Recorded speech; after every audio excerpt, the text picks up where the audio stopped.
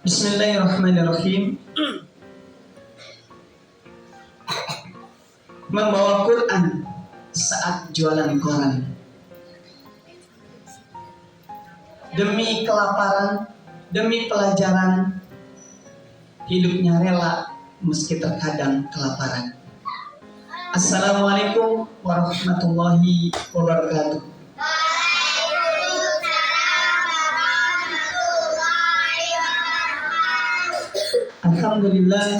Alhamdulillahilladzi arsala rasulahu bil huda wa dinil haqq liyudhhirahu 'ala dini kulli wa kafa billahi shahida. Asyhadu an la ilaha illallah wa asyhadu anna Muhammadan abduhu wa rasuluh. Allahumma inna nas'aluka ilman nafi'an wa rizqan thayyiban wa 'amalan mutaqabbala. Rabbi shrah li sadri wa yassir li amri wahlul 'uqdatam min lisani yafqahu qawli, amma ba'du. Kaifa halukum?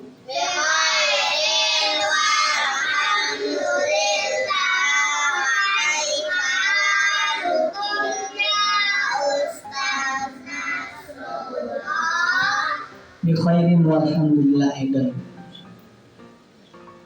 Pertama-tama yang saya hormati, yang Ustaz hormati para ustazah di sini di belakang berbaju hitam rata-rata. Ada Ustazah Fahru, Ustazah Anggi, Ustazah Nisa, Ustazah Umi Amanapin tadi ya, Ustazah Zuin dan Ustazah Ria, dan juga ustazah-ustazah yang di sana, yang semuanya teman-teman, mereka ini adalah bagian daripada sisi kehidupan teman-teman, CCTV nanti ketika berjumpa dengan Allah. Mereka ini adalah tentara Allah yang Allah utus untuk memberikan ilmu kepada teman-teman. Di setiap hari datang, setiap hari mereka meluangkan waktunya, tenaganya, agar ilmu yang Allah berikan kepada mereka sampai kepada teman-teman. Oleh karenanya, Ustaz tak lupa dan selalu ingatkan untuk selalu mendoakan mereka, karena mereka pun sering dan selalu mendoakan teman-teman supaya mudah dalam mendapatkan ilmu. Baik, tak lupa juga teman-teman yang Ustaz banggakan, Ustaz cintai, yang mudah-mudahan bisa menjadi penerus Nabi, yang ilmunya bisa seperti yang akan Ustaz kisahkan hari ini, yang benar-benar karena sebuah pelajaran, karena ilmu rela untuk kelaparan. Di sini ada yang pernah kelaparan ketika belajar? Siapa? Oh, kelaparan kenapa ya Zain? Belum sarapan kayak tadi, jadi kelaparan. Kalau itu belum sarapan ada, tapi kan makanannya ada kan? Ada. Kalau ini nggak ada makanannya, yang usah kisahkan nanti. Baik, sebelum berkisah, mari kita bersalawat kepada baginda Rasulullah Sallallahu Alaihi Wasallam, juga kepada keluarganya serta para sahabatnya, dan mudah-mudahan kita semua termasuk umatnya yang Allah berikan kekuatan dan kemampuan untuk bisa menghadirkan teladan baginda Rasulullah dalam kehidupan kita. Teman-temanku yang dirahmati Allah Subhanahu Wa Taala, namanya adalah Abdus Syam. Ada yang pernah dengar nama Abdus Syam? Siapa itu yang bersama pernah? Abdus Syam. Panggilan terkenalnya siapa? Itu namanya. Tapi panggilan terkenalnya siapa? Ya? Belum dikasih tahu. Oh, cuma pernah dengar Abdus Syam. Namanya Abdus Syam. Tapi kita hari ini kenalnya bukan dengan Abdus Syam. Beliau ini ketika Rasulullah datang bertanya kepada beliau, "Masmu, siapa namamu?" Kata beliau, dijawab Abdus Syam. Tapi kata Rasulullah apa? La, bal Abdurrahman. Tidak, tetapi namamu adalah Abdurrahman. Iya, Abdurrahman. Bukan bin Auf. bukan bin Auf. Ya, namanya Abdul Syam, tapi ketika ketemu Rasul, kata Rasul, jangan Abdul Syam. Tahu artinya Abdul Syam? Siapa yang tahu artinya Syam? Barakallah, matahari. Bisa kasih hadiah. Ya, dua terjalin sama itu. Itu yang jawab itu, yang benar tak jawab. Kalau kasih tuh, siapa Paris sama Zain? Oke.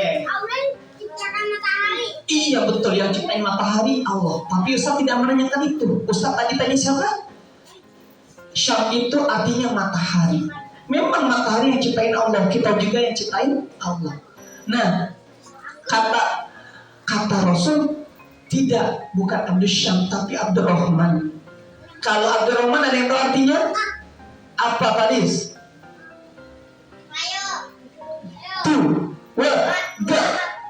Oke. Abdurrahman itu adalah hamba. Iya apa? Iya. Hambanya Allah, bukan juga. Iya, hamba, tapi arti rahmannya apa? Iya apa ini saya sambil berdiri? Oke, wes. Abdurrahman. Apa? Oh yang satu bukan. Apa? Bukan Abdurrahman bin Auf kata Ustaz. Abdurrahman itu artinya adalah hamba yang maha pengasih. Ar-Rahman itu memang Allah. Tadi jawabnya Allah ya. Tapi yang mau Ustaz maksud artinya. Kalau Abdul Syam hamba matahari. Jadi penyembah matahari. Makanya kata Rasul jangan Abdul Syam namanya, tapi Abdurrahman. Nah, tapi namanya bukan Abdurrahman yang kita kenal hari ini. Dia dikenal dengan Abu Hurairah. Kenal? Ada yang tidak kenal? Namanya Abu Hurairah. Siapa Abu Hurairah? Dia adalah bapaknya kucing. Iya, itu artinya Abu Hurairah bapaknya kucing. Karena dulu waktu kecil kayak teman-teman nih, kalau main bawa kucing, maka teman-teman panggil dia Abu Hurairah karena setiap main bawa kucing. Dan ketika jumpa dengan Rasul, lebih sering sama Rasul dipanggilnya Hir. Hir itu kucing laki-laki. Kalau Hurairah kucing perempuan. Nah, Abu Hurairah lebih senang kalau dipanggil Abu Hir. Tapi kita semua kenalnya siapa? Abu Hurairah. Nah, teman-teman yang dirahmati Allah Subhanahu wa taala. Abu Hurairah ini sama kayak teman-teman, punya ibu. Dia lahir dari seorang ibu yang baik, yang mencintai anaknya, tapi sayang, ibunya kafir. Abu Hurairah tiap hari ngajak ibunya untuk masuk Islam ketika Abu Hurairah sudah masuk Islam. Karena Abu Hurairah ini teman-teman bisa kenal Islam atas bimbingan At-Tufail bin Amr Ad-Dawsi. Atas bimbingan beliau akhirnya Abu Hurairah masuk Islam. Dan ketika sudah masuk Islam, beliau berangkat bersama teman-temannya dari Daus itu nama kelompoknya kepada Rasulullah, dan beliau berkhidmat kepada Rasul. Beliau belajar di tempatnya Rasul karena beliau belum nikah, belum belajar. Makanya kita hari ini kenal ada tempat Rasul yang namanya Kufah. Disitulah Abu Hurairah tinggal di masjid, belajar dan selalu mengikuti Rasulullah. Makanya dengan kegigihan beliau teman-teman, jumlah hadis yang beliau hafal ada yang tahu? 1.600 lebih beliau menghafal hadis Rasulullah. Besar sedikit atau besar banyak? Banyak. Dan 1.600 itu banyak. Ada yang di sini hafal 100 hadis? Belum. Mudah-mudahan nanti bisa seperti Abu Hurairah 1.600. Tapi pada suatu hari teman-teman, Abu Hurairah ini datang ke Rasul sambil menangis. Dia menangis, Rasul lihat Abu Hurairah menangis, bertanya, "Ya Abu Hurairah, apa gerangan yang menyebabkan engkau menangis?" Maka Abu Hurairah bercerita, "Saya ini tidak pernah berhenti mengajak ibuku ya Rasulullah untuk mengenal Islam. Tapi hari ini ibu saya menolak. Dan perkataannya mengenaimu membuatku sedih. Maka ya Rasulullah, tolong doakan ibuku biar hatinya bisa mengenal Islam." Maka pada saat itu teman-teman, Rasulullah mendoakan agar ibunya dapat hidayah. Lalu Abu Hurairah pulang ke rumahnya. Dan saat mau masuk ke rumahnya, kata ibunya, terdengar dari luar itu sedang ada guyuran air. Kayak kita kalau mau masuk WC, ada air yang terdengar. "Jangan dulu masuk," kata ibunya. Maka setelah beberapa saat kata ibunya, "Silakan sekarang masuk." Pas sudah masuk teman-teman, ibunya langsung mengucapkan, "Aku bersaksi tiada Tuhan selain Allah, dan aku bersaksi bahwa Muhammad adalah utusan Allah." Betapa bahagianya Abu Hurairah. Maka langsung balik lagi ke Rasul. Tadi nangis, sekarang nangis lagi teman-teman. Tapi nangis kali ini berbeda. Nangisnya nangis bahagia. "Ya Rasulullah, alhamdulillah doamu terkabul, ibuku sudah masuk Islam." Maka kebahagiaan Abu Hurairah menjadi terjauh seketika ketika Rasulullah berdoa. Teman-teman yang dirahmati Allah Subhanahu wa Ta'ala, Abu Hurairah ini mencintai Rasulullah lebih daripada cintanya kepada dirinya. Beliau kalau melihat wajah Rasul begitu tenang, senang sekali melihat berdekatan dengan Rasul, sehingga itulah yang menyebabkan beliau selalu hadir dalam majlisnya dan selalu ingin tinggal di Kufah. Dan beliau ini orang yang sangat haus ilmu, teman-teman. Ada di sini yang haus ilmu? Coba juga tangan yang haus ilmu. Tahu nggak haus? Siapa yang haus, yang suka minum? Semuanya pasti suka minum. Gimana rasanya kalau haus? Pasti nyari air, betul? Kalau dia haus, pergi kemana? Nyari air, kayak Ustaz tadi. Ke galon, betul. Haus cari galon. Karena bahkan airnya di galon. Nah, Abu Hurairah itu teman-teman, kalau beliau itu haus akan ilmu, jadi selalu pengen ketemu Rasul. Setiap Rasul mengadakan kajian, beliau selalu hadir. Dan beliau ini orang yang tadi saya bilang, orangnya tidak seperti yang kita kalau makan ada. Pada suatu hari perutnya diganjal oleh batu. Maka Abu Hurairah, beliau ini orang yang berilmu, tahu hadis hafal, tapi dia pengen makan sesuatu, nggak ada makanan, sampai duduk di depan di jalan yang biasa dilalui oleh sahabat Rasul. Sengaja perutnya diganjal batu karena kelaparan. Datanglah Abu Bakar melewat. Abu Hurairah bertanya tentang sebuah ayat kepada Abu Bakar. Tapi bukan benar-benar bertanya, teman-teman. Abu Hurairah pengen Abu Bakar ini mengajaknya ke rumahnya. Tapi Abu Bakar enggak paham, cuma menjawab ala kadarnya. Padahal Abu Hurairah tahu, yang ditanyakan itu tahu. Maka Abu Bakar lewat, datang lagi yang kedua, Umar radhiyallahu anhu juga lewat, bertanya kepada Umar seperti bertanya kepada Abu Bakar. Dan Umar berlaku sebagaimana Abu Bakar tadi, hanya menjawab ala kadarnya, tidak memahami kondisi Abu Hurairah. Dan yang berikutnya Rasulullah lewat. Rasulullah lewat, tahu kalau Rasulullah ini Abu Hurairah lagi lapar. Lalu makanya kata Rasul, Abu Hurairah, iya ya Rasulullah, ta'ala. Diajak, Abu Hurairah diajak ke rumahnya sama Rasul. Abu Hurairah ikut ke ada tetangga Rasul dan masuk ke rumahnya. Pada saat tiba di rumahnya teman-teman, Rasul lihat di atas meja ada bejana, isinya susu. Maka Rasul nanya kepada keluarganya, ini dari mana ini susu ini? Maka kata keluarganya, dari seorang yang dikirimkan untukmu ya Rasulullah.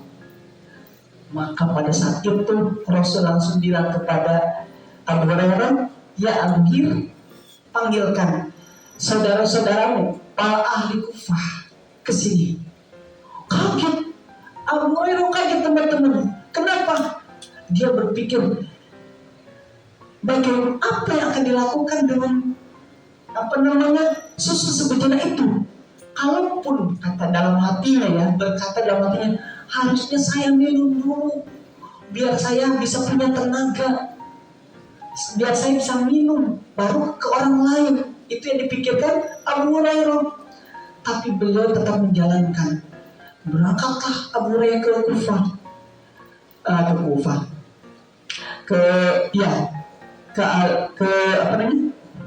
ke masjid, ke tempat para kaum muslimin, tamu-tamu Allah tinggal, al-Sufah, ke Sufah, bukan ke Kufah ya, ke Sufah, dan dipanggillah mereka. Sufah ini teman-teman orang-orang Islam yang tidak punya keluarga, yang miskin, dan dia tidak punya anak, tinggal di sana, termasuk Abu Hurairah. Maka dipanggillah semuanya dan akhirnya semuanya sampai di rumah. Ketika sampai di rumah Rasul, apa kata Rasul? Ya Abu Hurairah, ambilkan bejananya, berikan minum kepada mereka. Abu Hurairah masih terkaget-kaget, kenapa enggak saya duluan? Tapi sami'na wa ta'na, kata Rasul. Maka diberikanlah minum kepada para ahli Sufah. Semuanya minum sampai selesai, tidak tersisa kecuali 2 orang. Maka Abu Hurairah mau bejananya ini dikasihkan kepada Rasul. Kata Rasul, ya Abu Hurairah, kini tinggal kita berdua. Benar ya Rasulullah, silakan minum. Kata Rasul, silakan minum. Abu Hurairah minum.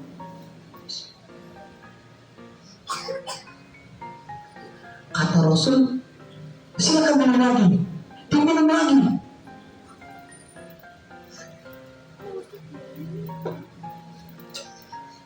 Silakan minum lagi. Abu Hurairah minum lagi.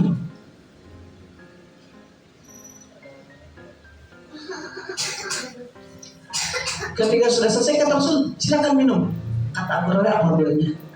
Demi Allah yang mengutusmu dengan kebenaran ya Rasulullah, sungguh tidak ada lagi ruang dalam perutku untuk menampung susu ini. Maka Rasulullah langsung mengambil bejana tersebut. Rasulullah akhirnya meminum, menghabiskan susu tersebut. Teman-temanku yang dirahmati Allah Subhanahu wa Ta'ala, yang tadinya dikira nggak akan cukup, ternyata susu tadi berkah. Bukan cuma Abu Hurairah yang menghabiskan, semua ahli Sufah datang. Dan ketika Islam sudah mulai berperang, maka Ghanimah muncul. Mulai nih Abu Hurairah yang tadinya tinggal di Sufah, dia memiliki harta, rumah, dan istri serta anak. Karena Islam sudah mulai dikenal. Dan pada saat itu Abu Hurairah selalu membangunkan di malam hari, membangun di sepertiga malam pertama untuk salat tahajud. Di sini siapa yang suka salat tahajud? Malam-malam. Apa? Ya? Ramadan. Iya, Ramadan bangun malam. Habis isya atau menjelang subuh? Menjelang subuh, sahur itu namanya. Iya. Nah, Abu Hurairah bangun di sepertiga malam pertama, melakukan sholat. Lalu di sepertiga malam kedua, beliau membangunkan istrinya. Lalu setelah bangunkan istrinya sholat. Setelah itu di sepertiga malam ketiga anaknya perempuan dibangunkan. Maka keluarganya Abu Hurairah, teman-teman, malamnya tidak pernah berhenti dengan ibadah. Siangnya Abu Hurairah berpuasa, malamnya beribadah. Dan Abu Hurairah ini, teman-teman, beliau juga oleh Muawiyah itu diangkat menjadi gubernur. Beberapa kali gubernur. Nah, kalau kemarin ada gubernur Jakarta, ya, ada yang mengurus Jakarta. Beliau waktu itu mengurus di Madinah. Jadi ketika mengurus Madinah itu semua kebutuhan masyarakat dipenuhi. Beliau tetap tidak sombong, teman-teman. Tidak menjadi jumawa, tidak menjadi angkuh karena mendapatkan posisi sebagai gubernur. Sampai pada suatu hari beliau mengangkat kayu untuk keluarganya sampai di tempat yang sempit, dan di sana ada Tha'labah Ibnu Malik yang sedang duduk, dan kata Abu Hurairah, tolong kasih jalan buat gubernur. Semoga Allah merahmati wahai gubernur, kata Tha'labah. Maka apakah tempat ini tidak cukup? Ternyata kuatnya masih kecil. Maka kata Abu Hurairah, tolong beri jalan kepada gubernur dan kayu yang digotongnya. Maka diberilah jalan oleh Tha'labah, dia menepi.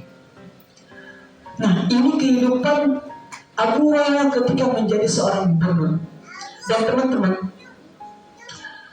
beliau di usianya yang menjelang meninggal, beliau pada suatu hari,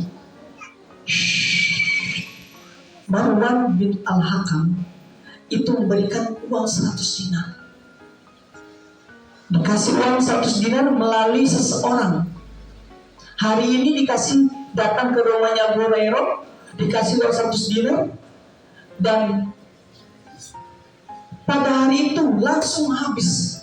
Beliau berinfak untuk Allah, tidak tersisa sedikit pun. Nah, seperti teman-teman hari ini membawa infak, maka Abu Hurairah ini dikasih 100 dinar, teman-teman.